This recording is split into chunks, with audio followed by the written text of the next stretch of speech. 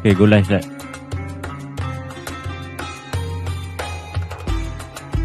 Bismillahirrahmanirrahim. Alhamdulillahi rabbil alamin. Wassalatu wassalamu ala sayyidil mursalin wa ala alihi wa ashabihi ajma'in. Subhanaka la ilma lana illa ma 'allamtana innaka antal alimul hakim. Qala rabbi shrah li sadri wa yassir li amri wahlul 'uqdatam min lisani yafqahu qawli, amma ba'd. Assalamualaikum warahmatullahi wabarakatuh.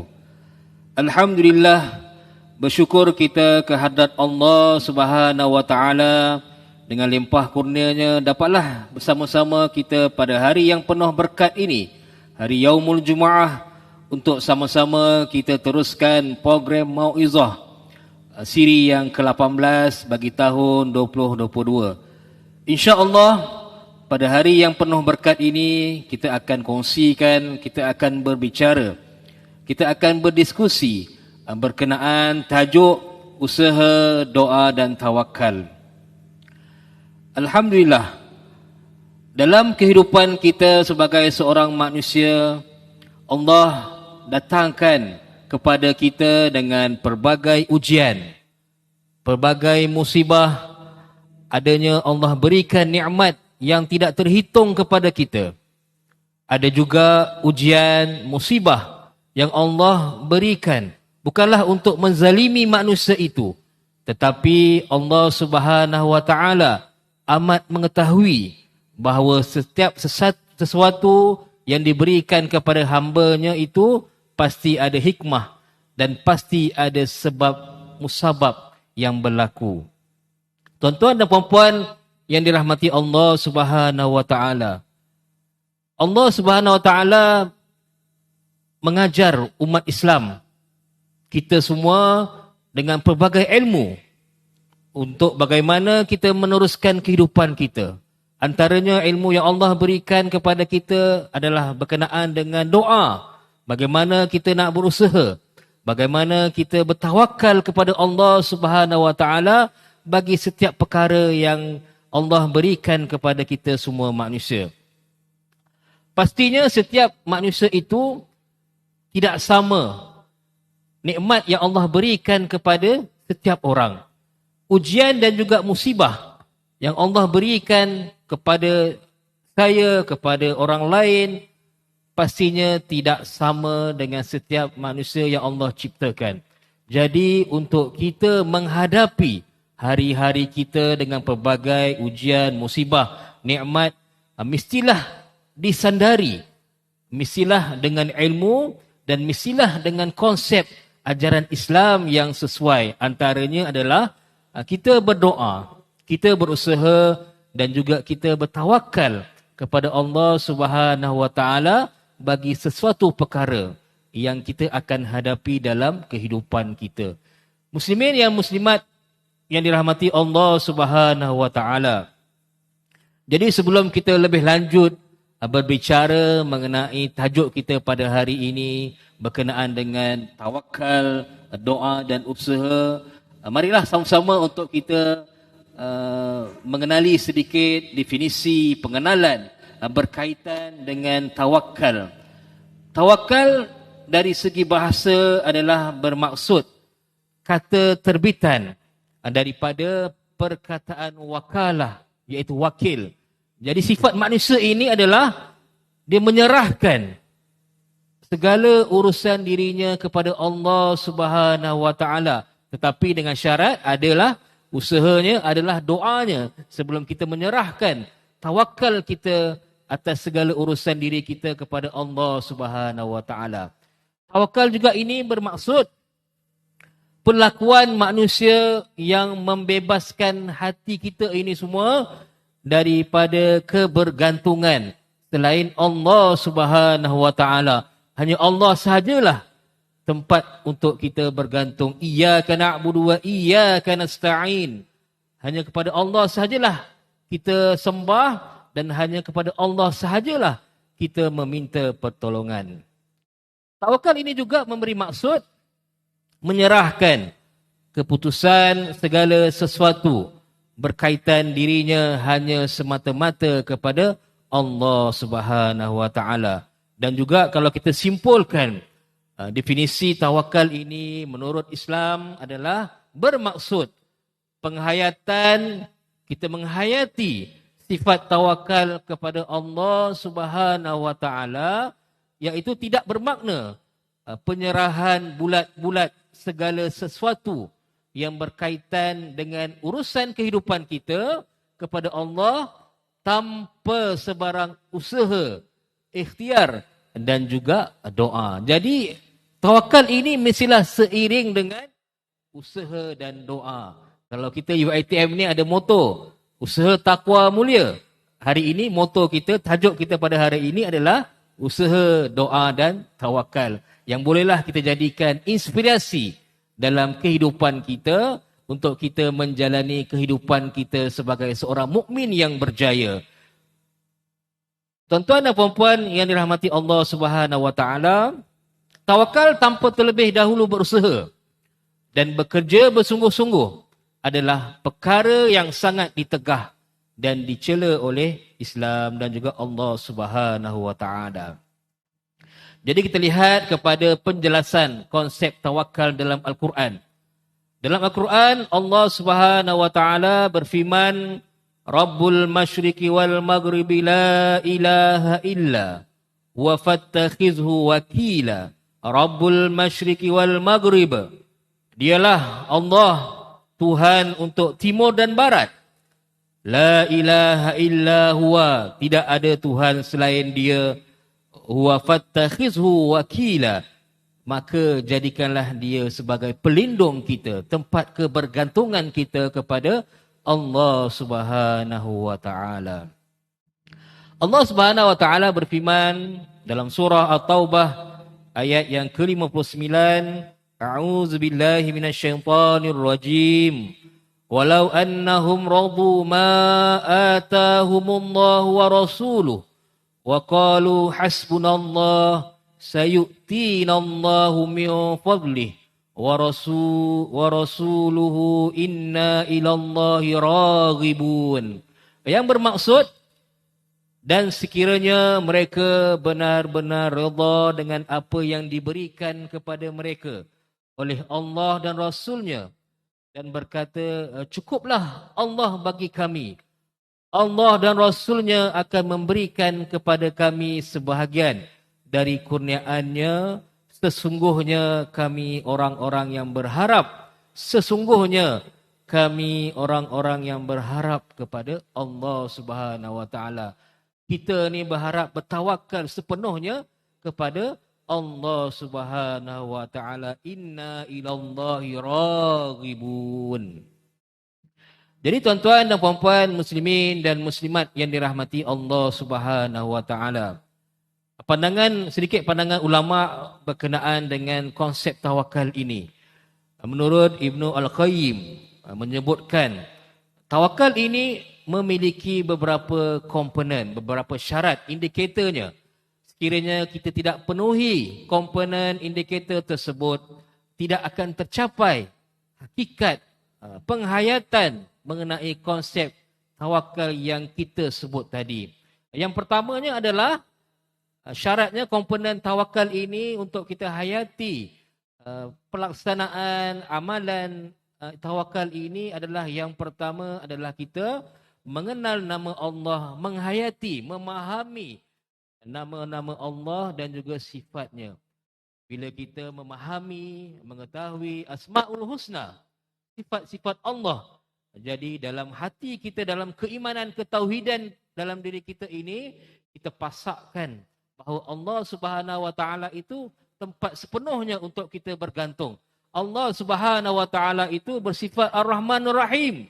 Allah Subhanahu wa taala itu Maha mendengar apa keluhan, apa rintihan hamba-hambanya.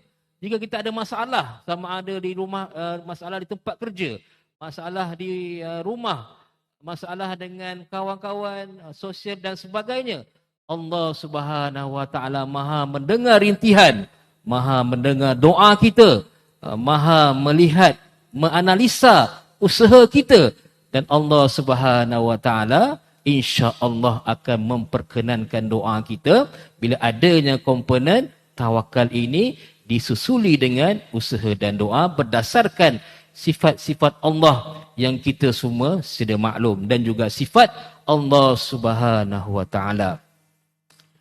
Komponen yang kedua adalah menetapkan, meyakini sebab dan musabab. Allah Subhanahu wa taala berfirman, la yukallifullahu nafsan illa wus'aha. Allah tidak akan membebankan seseorang itu kiranya dia tidak mampu untuk menghadapi sesuatu ujian, musibah, masalah ataupun segala taklifan yang Allah berikan kepada manusia itu. Jadi kita kena yakin, kan? Apa yang berlaku pasti ada hikmah. Biasa kita dengar, pasti ada sebab, pasti ada musabab kenapa Allah letakkan diri kita pada sesuatu tempat yang kita sedang hadapi kehidupan di dunia ini. Yang ketiga adalah penyerahan kepada Allah Subhanahu wa taala terhadap apa yang Allah takdirkan. Kita percaya kepada qada dan qadar Allah Subhanahu wa taala dan kita diberikan peluang untuk berusaha dengan apa yang dalam kehidupan kita dan tawakal, penyerahan kepada Allah Subhanahu wa taala apa yang ditakdirkan kepada kita. Yang keempat, penyandaran hati kepada Allah dan ketenangan kepadanya. Mestilah kita bersandarkan bila kita nak bertawakal kepada Allah ini, sandarkan sepenuh hati dan jiwa raga kita ini kepada Allah Subhanahu wa taala, bukan bersandar kepada makhluk, bukan bersandar kepada manusia, dan insya-Allah ketenangan kepadanya, kepada Allah Subhanahu wa taala pasti kita akan dapat melalui konsep tawakal ini. Dan yang kelima, pasrah. Bukan pasrah kepada manusia, bukan pasrah kepada cinta kepada manusia, tapi pasrah hati kita ini kepada Allah Subhanahu wa taala. Berkata Az-Zubaydi rahimahumullah, kan, tawakal itu adalah siqah, kepercayaan penuh. Kita percaya, tawakal yang kita percaya dengan apa yang ada di sisi Allah Subhanahu wa taala, serta berputus asa bukan kepada Allah Subhanahu wa taala, berputus asa terhadap apa yang ada di tangan manusia. Kita bersandar, kita mengharapkan, percaya penuh, siqah kepada Allah Subhanahu wa taala. Berkata juga Syekh Ibnu Utsaimin rahimahumullah, tawakal adalah benarnya kebergantungan, kebergantungan, bersandar, pasrah. Itu antara ayat yang kita boleh sinonimkan dengan perkataan konsep tawakal ini, kebergantungan kepada Allah Azza wa Jal dalam meraih berbagai manfaat dan menghindarkan dari segala mudarat dengan melakukan sebab-sebab yang diperintahkan oleh Allah untuk dilakukan. Itu adalah sebahagian pandangan, definisi yang diberikan oleh beberapa ulama berkaitan dengan konsep tawakal yang kita bincangkan pada hari ini. Jadi tuan-tuan dan puan-puan, muslimin, muslimat yang dirahmati Allah Subhanahu wa taala, hukum tawakal ini adalah pastinya lah tawakal kepada Allah, hukumnya adalah wajib. Dan tawakal ini juga adalah fitrah bagi manusia. Sebab manusia ini bila rasa dirinya kosong, bila rasanya dirinya berhadapan dengan pelbagai masalah, fitrah manusia kita akan mencari hamba, seseorang. Kan, bila kita ada masalah, kita akan mencari kawan kita untuk kita ceritakan masalah, untuk kita luahkan masalah kita. Itu dalam konsep kita sebagai seorang manusia dan manusia yang lain.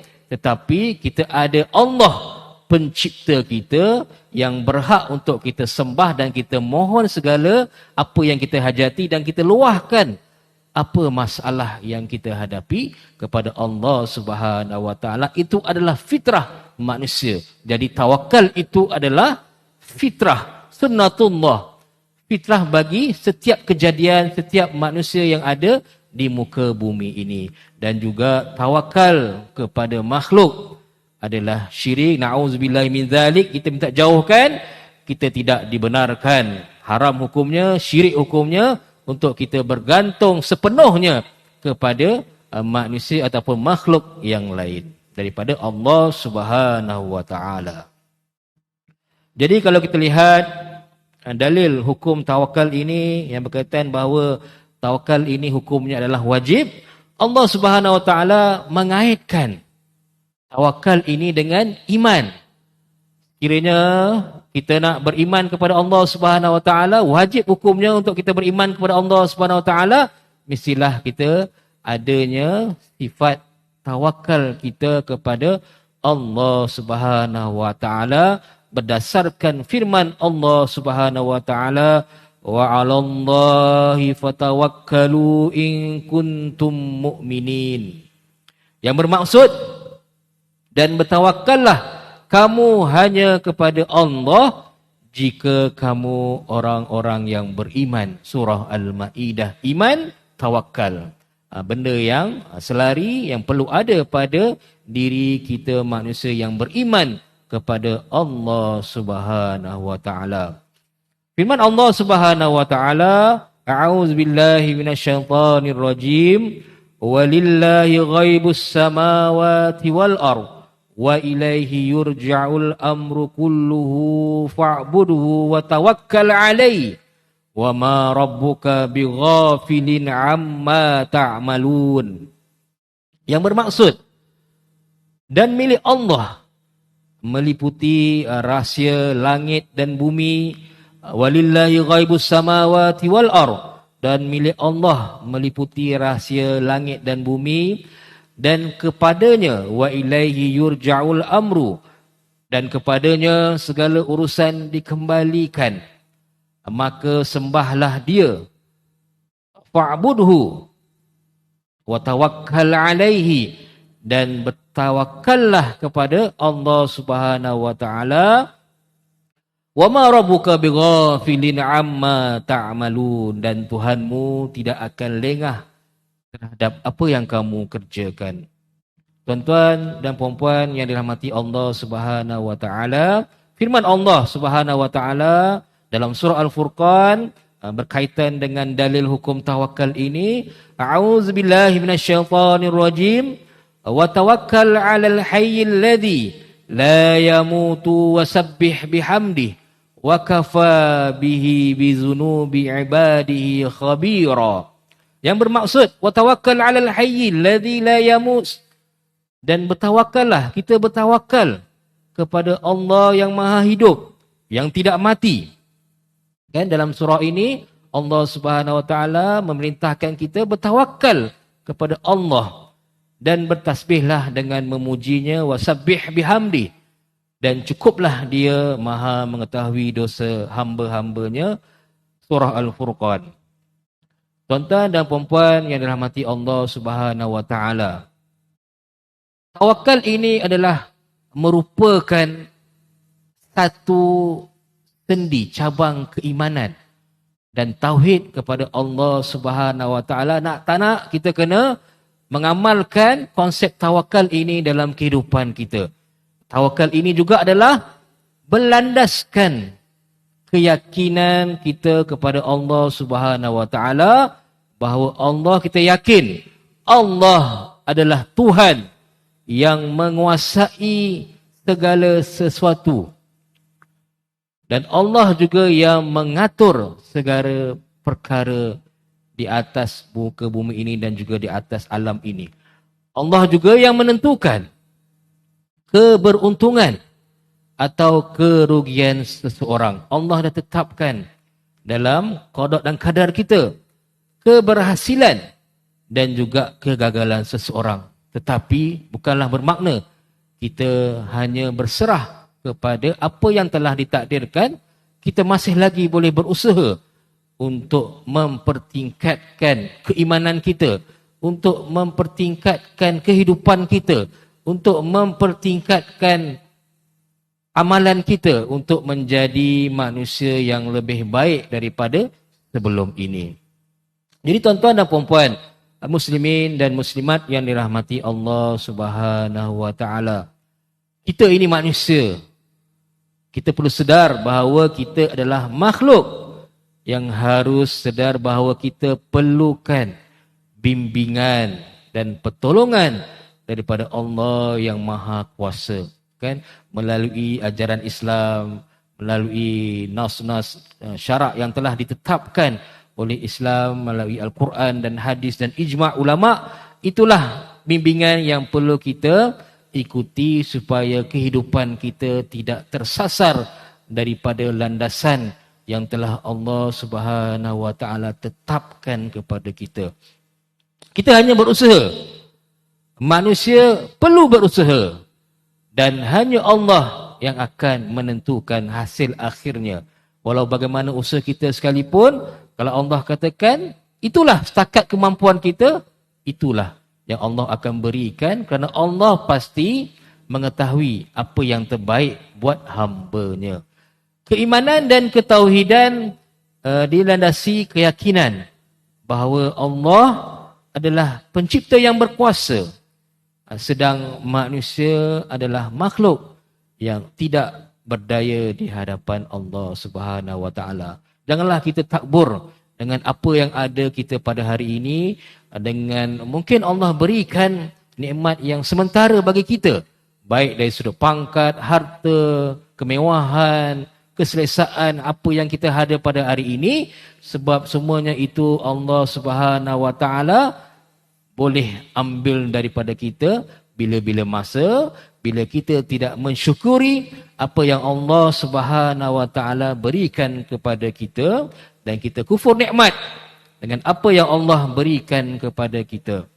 Jadi tuan-tuan dan puan-puan, muslimin, muslimat yang dirahmati Allah Subhanahu wa taala, tawakal ini juga adalah simbol keimanan kepada Allah Subhanahu wa taala bahawa Allah adalah Tuhan yang maha berkuasa, yang menyayangi hamba-Nya, yang maha mendengar setiap keluhan, setiap masalah, setiap apa ujian yang menimpa hamba-Nya. Kita berusaha, kita berdoa dan seterusnya, kita bertawakal kepada Allah supaya apa-apa yang berlaku dalam kehidupan kita ini, masalah ataupun isu, cabaran, ujian itu dapat diselesaikan dengan cara yang paling berhikmah dan mendapat yang paling penting rahmah daripada Allah Subhanahu wa taala. Jadi keutamaan dan kelebihan tawakal ini sebagaimana yang disebutkan dalam hadis-hadis Nabi, dalam Al-Quran, kan? Antara kelebihan dan juga keutamaan tawakal ini, yang pertamanya adalah Allah Subhanahu wa taala akan memberikan ganjaran syurga tanpa dihisap bagi mukmin yang beriman kepada Allah Subhanahu wa taala dan bertawakal kepada Allah Subhanahu wa taala, sebagaimana yang disebutkan dalam hadis Husain bin Imran, Rasulullah sallallahu alaihi wasallam mengkhabarkan bahawa di antara umat beliau ada yang masuk syurga tanpa dihisap dan sebahagiannya mereka adalah yang bertawakal kepada Allah Subhanahu wa taala. Hadis riwayat Al-Bukhari. Itu antara ganjaran yang Allah berikan kepada kita bila kita melaksanakan, mengaplikasikan beriman kepada Allah dan juga bertawakal kepada Allah Subhanahu wa taala. Yang kedua antara keutamaan dan kelebihan bertawakal ini adalah tawakal akan menghindari kita daripada perkara yang berbahaya. Bila kita berhadapan dengan situasi yang buruk dalam kehidupan kita, kita bertawakal kepada Allah. Pastinya kita akan berdoa dan berusaha. InsyaAllah. Dengan adanya tawakal tersebut, InsyaAllah kita akan terhindar. Kita yakin kepada Allah Subhanahu wa taala, Allah akan membantu kita nanti. InsyaAllah kita akan terhindar daripada perkara yang berbahaya. Sebagaimana kita lihat dalam sirah Nabi, bagaimana tingginya tawakal Nabi Muhammad sallallahu alaihi wasallam kepada Allah Subhanahu wa taala dalam pelbagai siri peperangan yang Nabi tempuhi, dalam pelbagai mehnah ujian dalam Nabi berdakwah, bagaimana kebergantungan Nabi Muhammad sallallahu alaihi wasallam kepada Allah sangat tinggi, disulami dengan usaha dan doa, insya-Allah kita akan terhindar daripada perkara yang berbahaya. Yang ketiganya adalah tawakal menjadi sebab seseorang mendapat rezeki yang berkat. Dalam konteks hari ini kita bekerja, kita berniat dengan Allah Subhanahu Wa Taala datang kerja ini untuk mencari rezeki yang halal. Kita menghindarkan diri kita daripada terlibat dengan perkara-perkara yang mazmumah, syubhah, kan, perkara-perkara yang gharar, yang hasil daripada perkara-perkara yang tidak pasti halal haram hukumnya. Dalam konteks pekerjaan kita, kita bertawakal. Kita dah berdoa, kan, kita dah berusaha bersungguh-sungguh datang kerja ni untuk mencari rezeki yang halal, rezeki yang berkat. Kita dah bertawakal kepada Allah. InsyaAllah dengan asbab tawakal itu tadi, usaha kita, doa tadi, insya-Allah Allah akan memberikan kita rezeki yang berkat.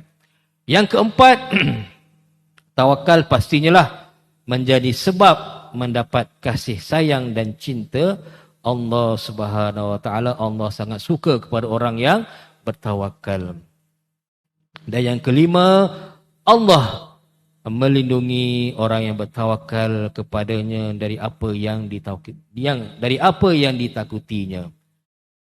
Tuan-tuan dan puan-puan, muslimin, muslimat yang dirahmati Allah Subhanahu Wa Taala. Bagaimana tajuk kita pada hari ini? Usaha, doa, tawakal. Jadi kita cuba sinonimkan tawakal dan usaha ini. Jadi tawakal dan usaha ini kedua-duanya adalah satu kesatuan. Tidak boleh dipisahkan. Di mana usaha adalah sebahagian daripada tawakal. Tawakal dan usaha ini adalah dua komponen yang saling lengkap melengkapi, bagaimana suami dan isteri yang setia, yang saling lengkap melengkapi dalam kehidupan rumah tangga yang harmoni, mawaddah warahmah. Begitu juga tawakal dan usaha ini, komponen yang saling melengkapi untuk kita mencapai keimanan kita kepada Allah Subhanahu Wa Taala. Tawakal ini kita menyerahkan. Kita dah usaha, jadi tawakal ini juga kita serahkan hasil usaha kita kepada Allah Subhanahu Wa Taala. Dan usaha ini juga ada saling berkaitan. Syarat untuk kita bertawakal kepada Allah. Tak bolehlah kita semata-mata bertawakal kepada Allah Subhanahu Wa Taala tanpa usaha, seperti mana yang tuan-tuan dan puan-puan maklum. Kan, mesti ada usaha. Doa barulah kita boleh bertawakal, perlu bertawakal kepada Allah Subhanahu Wa Taala. Dan berkata ulama bahawa tawakal tanpa usaha adalah cacat dalam akal, dalam pemikiran seseorang manusia itu. Sedangkan usaha tanpa tawakal kepada Allah merupakan sebuah kesyirikan di mana yang telah disebutkan tadi. Dalam hadis yang berkaitan dengan tawakal dan usaha ini, antara hadis yang masyhur daripada sahabat, daripada Amr bin Umayyah berkata, aku berkata kepada Rasulullah sallallahu alaihi wasallam, saya lepaskan untaku dan aku bertawakal. Nabi sallallahu alaihi wasallam bersabda, Nabi tegur sahabat tadi, ikatlah unta tersebut, lantas bertawakallah. Itu menunjukkan bahawa jangan lepaskan unta itu saja dan bertawakal. Kepada sahabat tadi yang disebutkan dalam hadis ini, Nabi suruh berusaha tadi. Berusaha itu dengan perbuatan ikat unta tersebut, usaha tadi, kemudian barulah ikatlah, lantas bertawakallah. Itu yang disebut dalam hadis Nabi Muhammad sallallahu alaihi wasallam berkenaan perkaitan antara usaha dan juga tawakal kepada Allah Subhanahu wa taala. Tuan-tuan dan puan-puan, muslimin, muslimat yang dirahmati Allah Subhanahu wa taala. Tawakal ini juga kita tak boleh pisahkan dengan doa. Sebab kerana orang yang sempurna tawakalnya adalah orang yang paling kerap dan bersungguh-sungguh dalam berdoa. Tadi usaha tawakal, ini kita gabungkan, kita mergekan pula dengan doa. Dalam kita nak bertawakal, kita perlu bersungguh-sungguh dalam doa. Bila kita berdoa ni, doa ni adalah senjata orang mukmin. Berdoa ini menggambarkan kita ni rasa hamba, kehambaan kita kepada Allah Subhanahu Wa Taala, menghilangkan rasa bongkak riak kita. Sebab kita ni adalah makhluk. Kita rasa fakir. Kita rasa kita ni hamba kepada Allah, bukan kepada makhluk.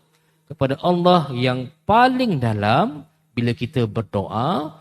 Dan juga doa merupakan usaha dalam mendapatkan spiritual, kerohanian.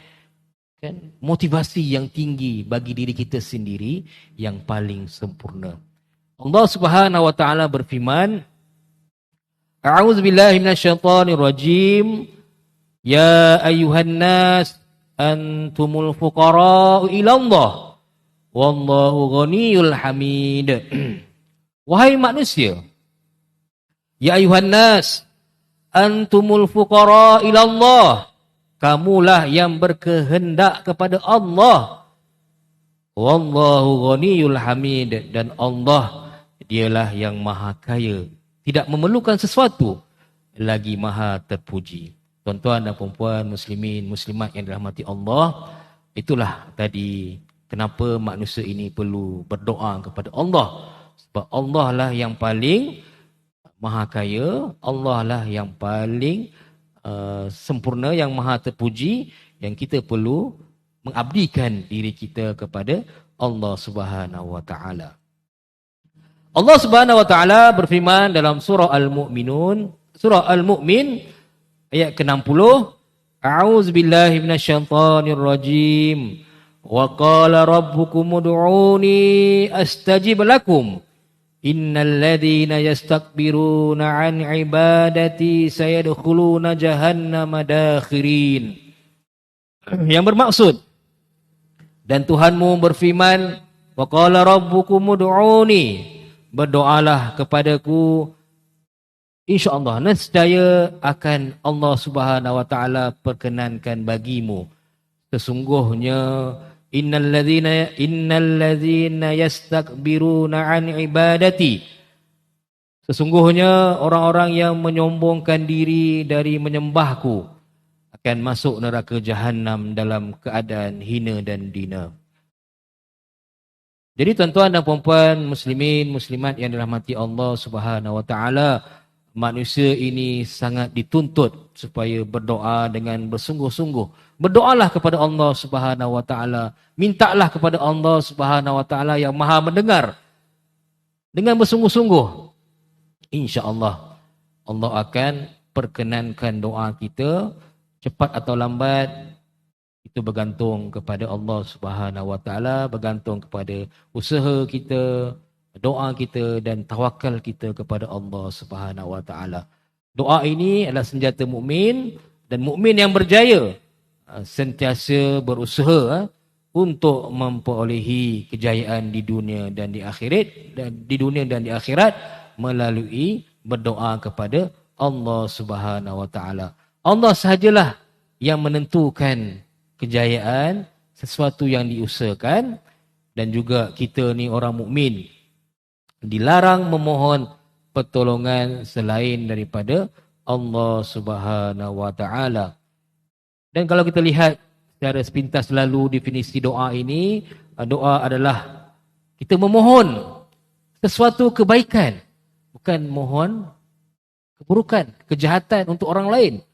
Walaupun ada pandangan ulama berkenaan dengan doa ini untuk kebaikan, keburukan kepada orang lain. Tetapi doa ini adalah kita memohon sesuatu kebaikan kepada Allah Subhanahu Wa Taala, atau kita menolak sebarang perkara yang tidak baik kepada Allah Subhanahu Wa Taala. Dan juga doa ini antara kebaikannya di dunia kita akan dapat kebaikan di dunia dan juga kebaikan di akhirat. Antara kebaikan, kelebihan bila kita berdoa, sentiasa berdoa bersungguh-sungguh kepada Allah Subhanahu Wa Taala, yang pertamanya kita akan diredai oleh Allah Subhanahu wa taala, Allah akan memberkati kehidupan kita di dunia ini dan juga di akhirat nanti, dan kita juga mendapat petunjuk dari Allah daripada doa yang kita baca, daripada doa yang kita titipkan setiap hari itu, insya-Allah Allah akan memberi petunjuk kepada kita dan kita juga akan mendapat hasil. Usaha tadi akan mendapatkan, doa tadi, tawakal kita itu akan mendapatkan sesuatu hasil yang penuh dengan berkat daripada Allah Subhanahu wa taala, dan juga jiwa kita akan insya-Allah tenang dan tenteram bila kita sentiasa berdoa kepada Allah Subhanahu wa taala. Kemudiannya antara kebaikan, kelebihan yang akan kita dapat nanti di akhirat nanti, kita akan mendapat syafaat nanti. Daripada doa yang kita baca setiap hari, doa yang kita amalkan untuk kebahagiaan kita di dunia dan juga di akhirat, insya-Allah kita juga mendapat keampunan. Bila kita berdoa ini untuk diampunkan dosa-dosa kita, insya-Allah Allah akan memperkenankan doa kita dan kita akan mendapat keampunan daripada Allah Subhanahu wa taala, dan pastinya matlamat kita yang paling utama adalah mendapat, kita berdoa kepada Allah Subhanahu wa taala untuk kita dapatkan syurga Allah Subhanahu wa taala, kekal di dalamnya selama-lamanya.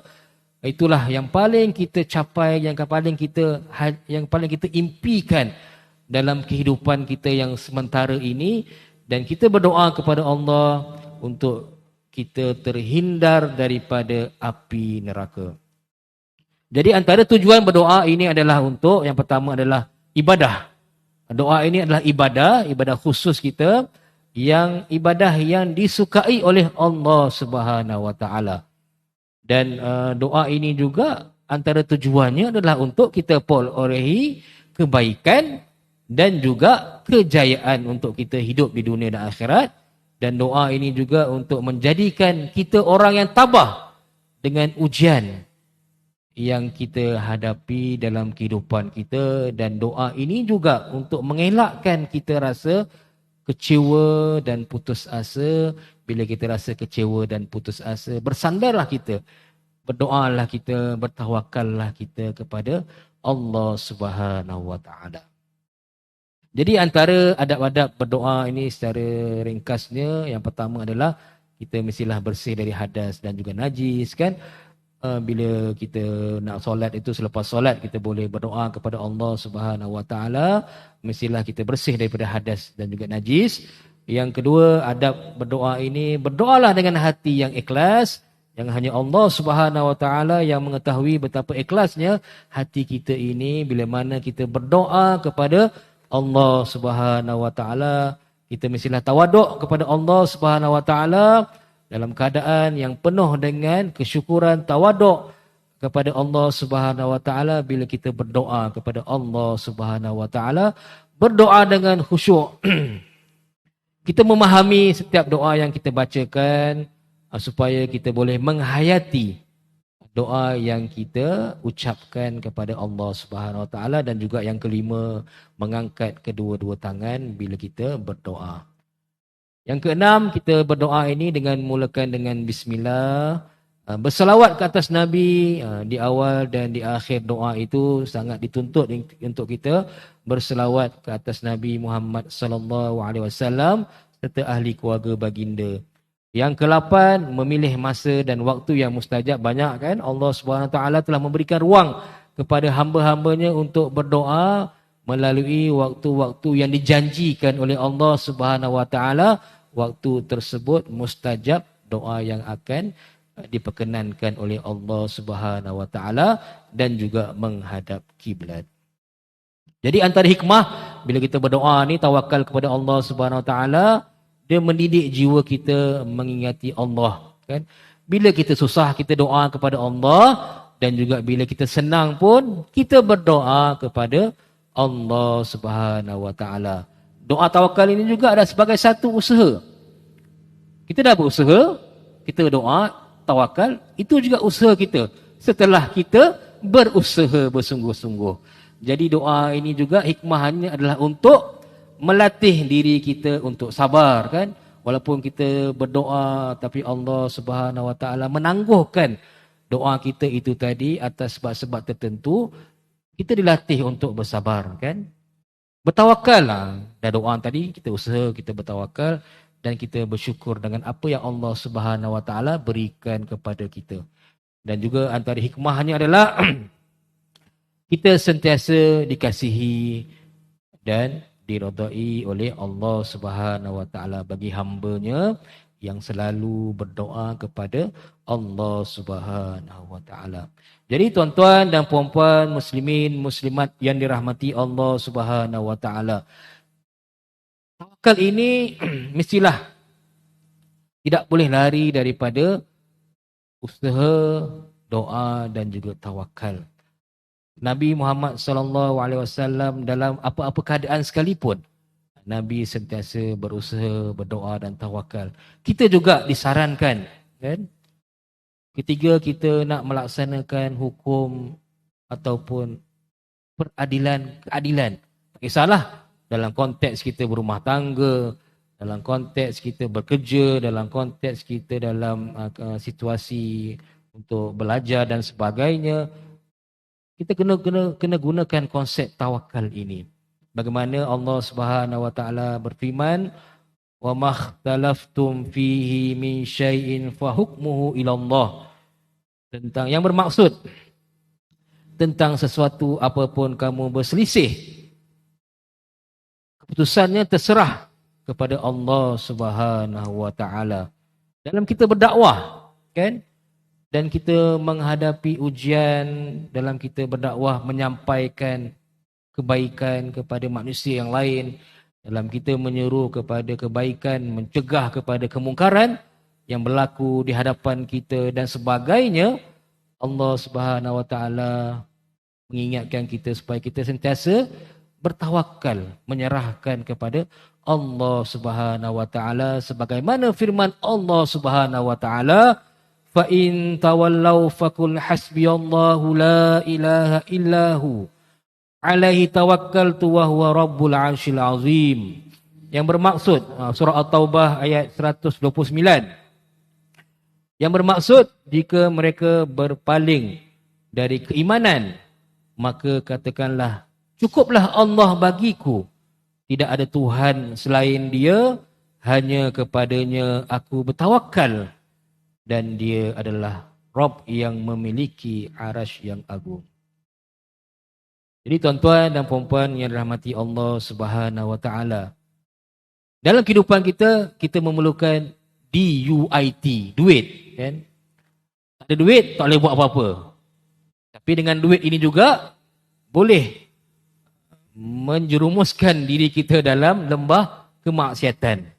Jadi bukan kita nak berbicara tentang duit, tapi kita nak menekankan mengenai konsep yang kita bincangkan pada hari ini, iaitu doa, usaha, tawakal. D itu adalah doa berterusan. Sentiasa berterusan berdoa kepada Allah Subhanahu Wa Taala, pasti insya-Allah Allah akan memperkenankan doa yang kita minta kepada Allah Subhanahu Wa Taala. U adalah usaha bersungguh-sungguh, usaha. Kena usaha. Kalau setakat berdoa sahaja tanpa usaha dan tidak bertawakal kepada Allah, maka itu adalah seburuk-buruk perlakuan kita kepada Allah Subhanahu Wa Taala. Dan I itu adalah istiqamah dalam perbuatan kita. Konsisten inilah yang paling mencabar dalam diri kita untuk bagaimana kita nak kekalkan momentum istiqamah tadi dalam perbuatan kebaikan kita. Betul lah iman kita ini yazid wa yanqus. Tapi dalam perbuatan itu kita hendaklah perlu sentiasa istiqamah supaya kita mengekalkan apa perlakuan kebaikan yang kita buat supaya mendapat rahmat dan belas kasih daripada Allah Subhanahu Wa Taala. Dan yang terakhir, duit yang terakhir itu adalah tawakal. Tawakal itu mestilah dengan keyakinan yang tinggi kepada Allah Subhanahu Wa Taala. Insya-Allah kehidupan kita ini adalah kehidupan yang hidup dalam keadaan yang tenang, jiwa yang tenteram dan mendapat kebaikan di dunia dan juga di akhirat. Tuan-tuan dan puan-puan yang rahmati Allah, suka kita ingatkan bahawa apa yang kita buat hari ini di atas dunia ini, daripada sekecil-kecil perkara sehinggalah sebesar-besar perkara, baik perkara yang baik, yang buruk, semuanya itu akan dihisap nanti di hadapan Allah Subhanahu Wa Taala. Jadi kita perlu sentiasa mengingati diri saya sendiri dan juga tuan-tuan dan puan-puan. Ingatlah, segala tindak tanduk kita pada hari ini semuanya akan dirakamkan, direkodkan bukan oleh CCTV tetapi oleh Allah yang Maha Kuasa bersama dengan tentera-tenteranya, dan semua itu nanti akan diperlihatkan kepada kita semua nanti perkara-perkara baik dan buruk yang telah kita laksanakan, yang telah kita lakukan di atas muka dunia ini.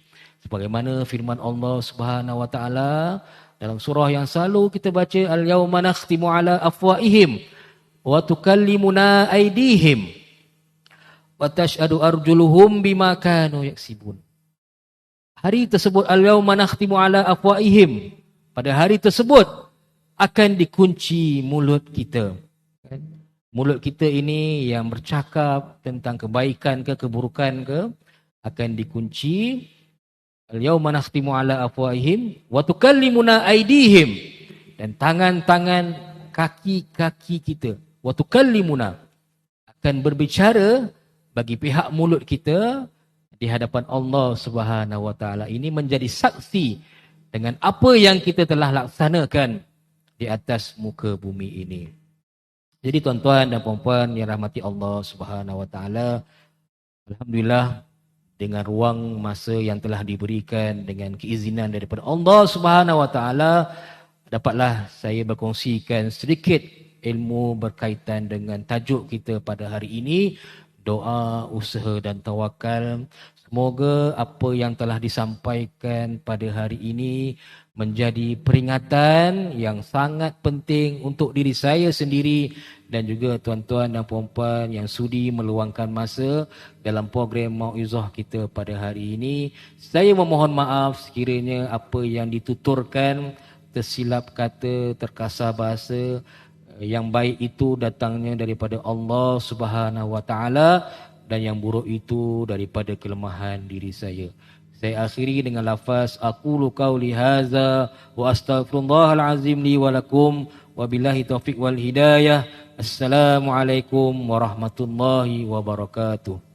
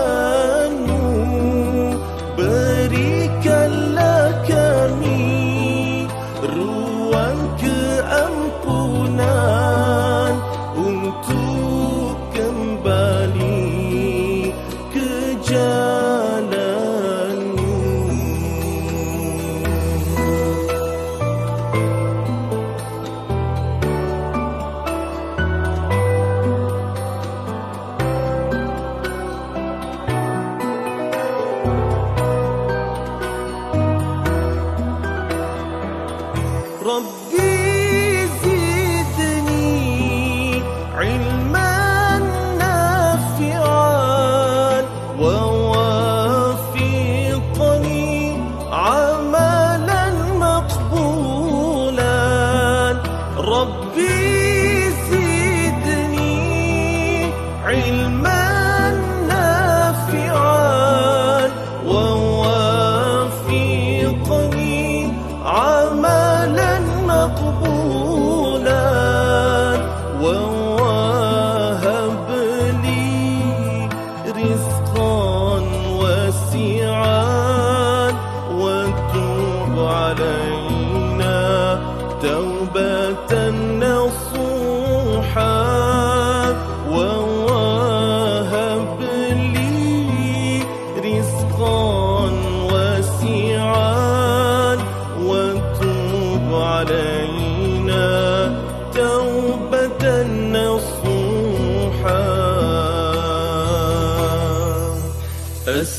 أستغفر الله رب البرايا أستغفر الله من الخطايا أستغفر الله رب البرايا أستغفر الله من الخطايا